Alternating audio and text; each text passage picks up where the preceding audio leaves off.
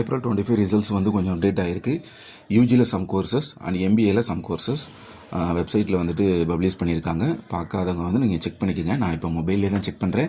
வழக்கம் போல் நம்ம Madurai Kamaraj university website open பண்ணிக்கோங்க. ஓப்பன் பண்ணிவிட்டு கீழே ஸ்க்ரோல் பண்ணிங்கன்னா விவால் காட்டும். விவால் கொடுத்தீங்கன்னா எல்லா நோட்டிஃபிகேஷனும் ஒரே இதில் வந்துட்டு உங்களுக்கு ஷோ ஆகும். அதில் ஃபஸ்ட்டு பார்த்தீங்கன்னா எம்பிஏ ரிசல்ட்ஸ்னு போட்டு கொடுத்துருப்பாங்க. அதுக்கு கீழே UG semester pattern result April 25ன்னு கொடுத்துருப்பாங்க.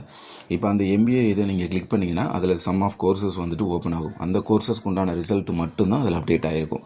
நிறைய பேர் என்ன பண்ணுவாங்கன்னா எம்பிஏன்னு செக் பண்ண உடனே எல்லா ரெஜிஸ்டர் நம்பரும் போட்டு பார்ப்பீங்க. அப்படி போட்டு பார்க்கக்கூடாது. எம்பிஏவை கிளிக் பண்ண உடனே அதில் சம் ஆஃப் கோர்சஸ் காட்டும். சரிங்களா?